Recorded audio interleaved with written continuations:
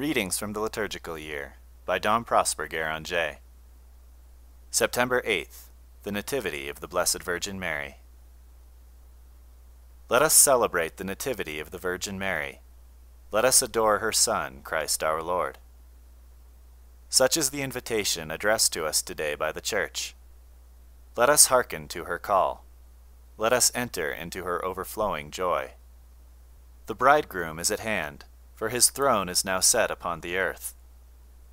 Yet a little while, and he will appear in the diadem of our human nature, wherewith his mother is to crown him on the day of the joy of his heart and of ours. Today, as on the glorious Assumption, the sacred canticle is heard, but this time it belongs more to earth than to heaven. Truly a better paradise than the first is given us at this hour. Eden, fear no more that man will endeavor to enter thee. Thy cherubim may leave the gates and return to heaven. What are thy beautiful fruits to us, since we cannot touch them without dying? Death is now for those who will not eat of the fruit, so soon to appear amid the flowers of the virgin earth to which our God has led us. Hail, new world, far surpassing in magnificence the first creation. Hail, blessed haven, where we find a calm after so many storms. Aurora dawns, the rainbow glitters in the heavens, the dove comes forth, the ark rests upon the earth, offering new destinies to the world. The haven, the aurora, the rainbow, the dove, the ark of salvation, the paradise of the heavenly Adam, the creation whereof the former was but a shadow. All this art thou, sweet infant, in whom already dwell all grace, all truth, and all life. Thou art the little cloud, which the father of prophets in the suppliant anguish of his soul awaited, and thou bringest refreshment to the parched earth. Under the weakness of thy fragile form appears the mother of fair love and of holy hope. Thou art that other light cloud of exquisite fragrance, which our desert sends up to heaven. In the incomparable humility of thy soul, which knows not itself, the angels, standing like armed warriors around thy cradle, recognize their queen. O tower of the true David, citadel withstanding the first shock of Satan's attack, and breaking all his power, true Sion, founded on the holy mountains, the highest summits of virtue, temple and palace, feebly foreshadowed by those of Solomon, house built by eternal wisdom for herself. The faultless lines of thy fair architecture were planned from all eternity.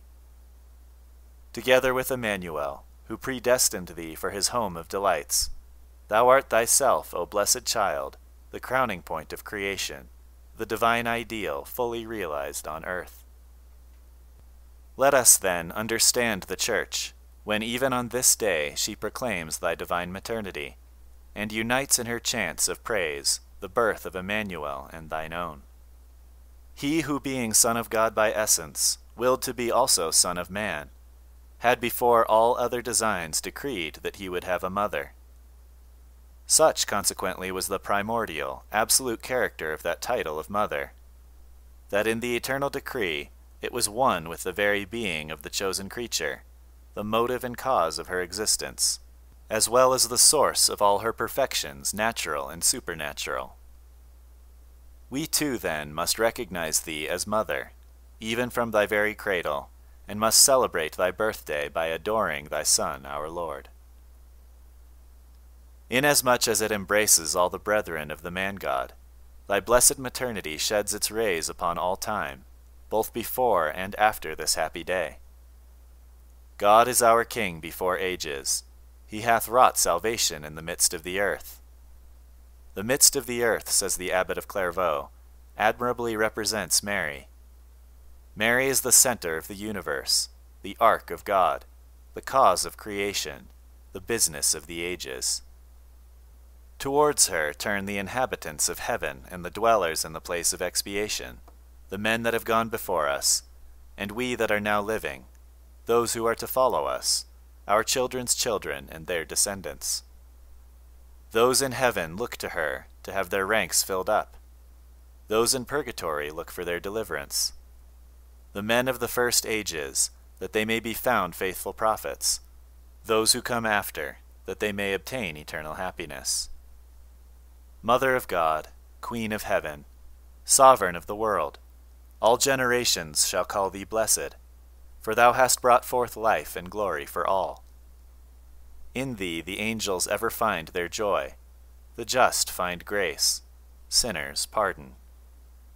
In thee and by thee and from thee, the merciful hand of the Almighty has reformed the first creation. Andrew of Crete calls this day a solemnity of entrance, a feast of beginning, whose end is the union of the Word with our flesh, a virginal feast, full of joy and confidence for all. All ye nations, come hither, cries St. John Damascene.